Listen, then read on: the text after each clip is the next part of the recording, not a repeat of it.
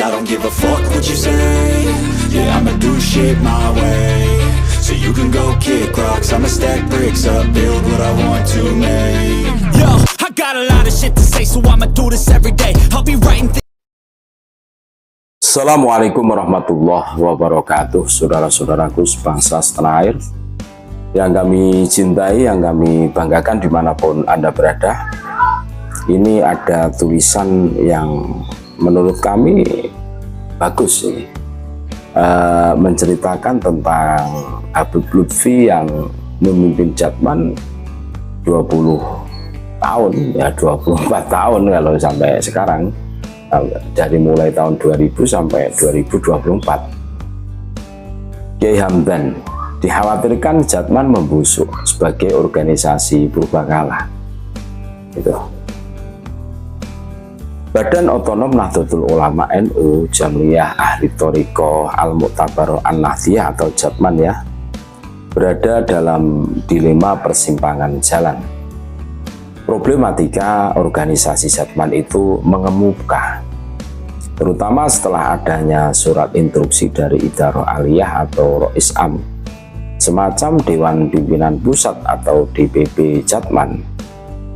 Surat itu tentang larangan bagi seluruh jajaran Idaroh Aliyah dan Idaroh Wusta Jatman se-Indonesia menghadiri silaturahmi yang akan digelar PBNU. PBNU sebelumnya ya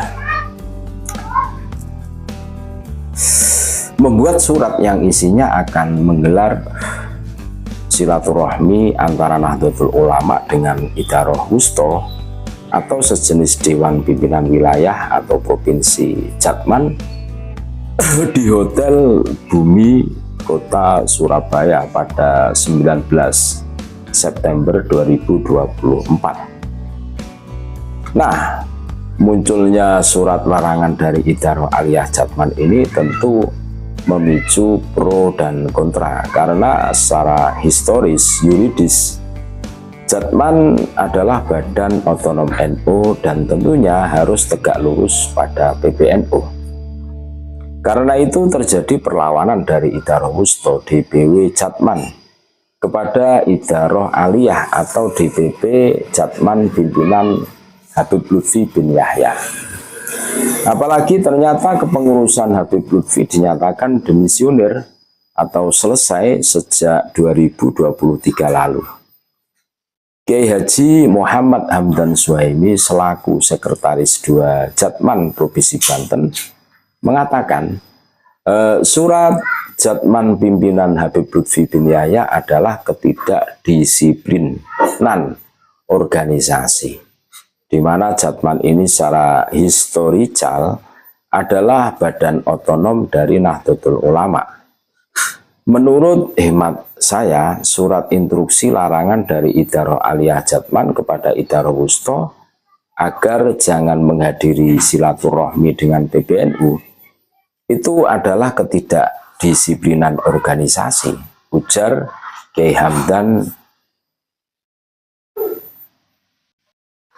Kiai Hamdan mengingatkan, bukan Jatman namanya jika tidak manut pada NU, karena sejarah lahirnya Jatman memang dari rahim NU.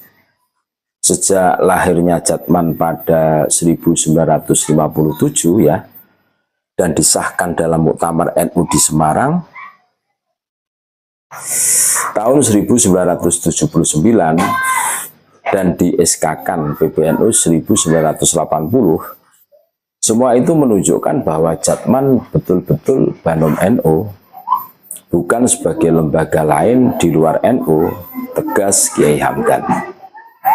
Jatman merupakan organisasi sayap atau badan otonom di bawah NU yang fokus pada tarekat dan tasawuf, di mana ajaran tasawuf itu tak terpisahkan dari mazhab Ahlus Sunnah wal Jamaah. Jatman membawa aliran tarekat yang muktabar, yang masyhur, di antara tarekat Qadiriyah, Naqsyabandiyah, Syadiliyah, Naqsyabandiyah, Bizaniyah, Satariyah, dan lainnya. Jumlah keseluruhannya itu sekitar 41 tarikah yang masuk dalam Jatman. Nah, organisasi ahli thariqah ini sebenarnya untuk mewadahi saja segala aspirasi para ahli thariqah tersebut. Karena ahli thariqah punya jamaahnya sendiri dan punya pengikutnya sendiri. Dan tentu ketentuannya berbeda-beda antara satu tarikah dengan yang lainnya, papar Kiai Hamdan.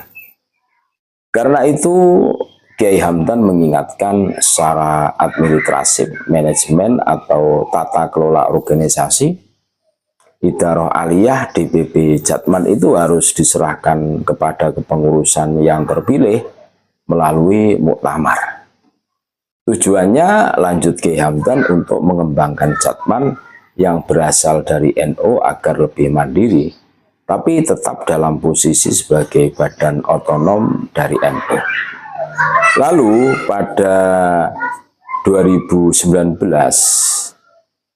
tutur Kiai Hamdan, Jatman mengajukan badan hukum hingga mendapatkan surat keputusan atau SK dari Kementerian Hukum dan HAM karena setiap organisasi kemasyarakatan dan LSM harus ada badan hukumnya. Maka muncul pertanyaan, apakah ketika Jatman mendapat SK Kemenkumham lalu menjadi organisasi yang berdiri sendiri, lepas dari NU atau masih sebagai badan otonom NU?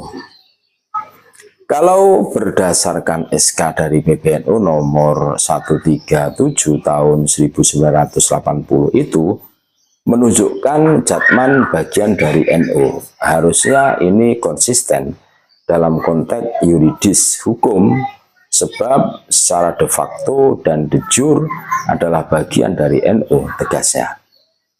Pada persoalan ini, Kiai Hamdan membenarkan adanya gerakan dari ulama-ulama NU yang aktif di Jatman untuk meluruskan organisasi agar tidak melenceng dari khitohnya. Persoalannya pun melebar karena ada dugaan bahwa gerakan-gerakan itu ingin melengsarkan Habib Lutfi bin Yahya sebagai ketua umum atau Idaroh Aliyah Jatman. Sebab periode kepengurusan atau masa khidmah Habib Lutfi bin Yahya Pekalongan sebagai Idaroh Aliyah Jatman sudah demisioner sejak 2023 lalu. Habib Lutfi bin Yahya Pekalongan sendiri telah memimpin Jatman sejak tahun 2000, alias sudah lebih dari 20 tahun. Menurut Kiai Hamdan, selama kepemimpinan Abah Lutfi bin Yahya ini memang tidak terjadi proses regenerasi organisasi di Jatman. Padahal Abah Lutfi Pekalongan sudah 20 tahun lebih memimpin Jatman tanpa ada regenerasi. Dikhawatirkan Jatman ini membusuk sebagai organisasi yang purbakala, tandas Kiai Hamdan. Sebab apa? Kiai Hamdan menjelaskan, karena Jatman bisa ditinggalkan oleh generasi-generasi berikutnya, menganggap Jatman hanya untuk generasi tua saja.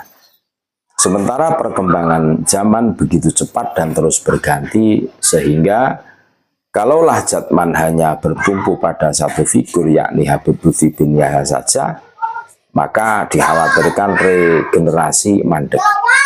Dengan demikian, Jatman harus kembali pada khitohnya sebagai anak atau badan otonom dari NU, bukan sebagai organisasi sendiri yang tidak ada induknya.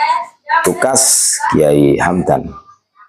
Kalau merujuk pada SK Kemenkumham, Kiai Hamdan merasa seolah-olah Jatman sebagai organisasi sendiri.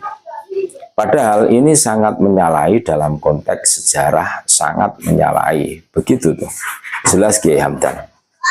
Oleh karena itu, adanya surat undangan dari PBNU untuk silaturahmi antara NU dengan Idaroh Wusto Jatman jangan diartikan sebagai kudeta terhadap kepemimpinan Lutfi bin Yahya. Bukan, ungkapnya lagi. Silaturahmi ini dalam pengertian mengembalikan Jatman sebagai banomnya NU, lanjut Kiai Hamdan. Adapun tokoh-tokoh di balik dorongan pengembalian Jatman sebagai banom NU tidak lain dan tidak bukan adalah ulama-ulama yang menjadi pengurus Jatman itu sendiri, baik yang di Idaroh Aliyah maupun di Idaroh Wusto.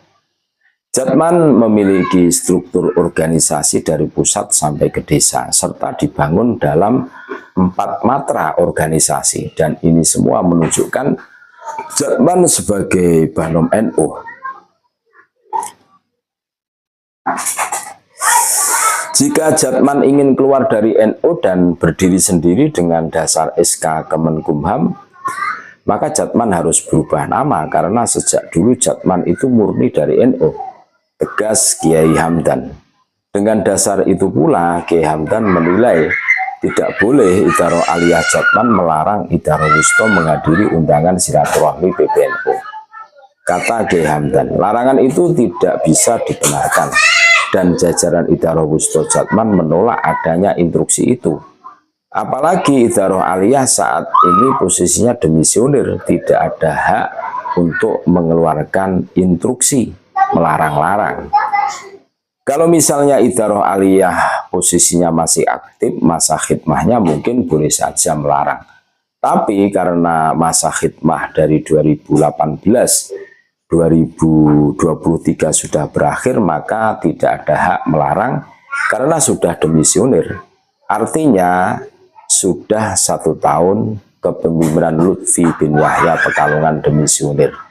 Kalau sudah demikian berarti tidak boleh mengeluarkan instruksi apapun, surat keputusan apapun, atau perintah apapun. Tidak boleh, tandasnya. Lantas bagaimana sikap Idaroh Wusto Jatman? Kiai Hamdan menegaskan bahwa pihaknya tentu harus kembali tegak lurus kepada NU sebagai induk dari Jatman.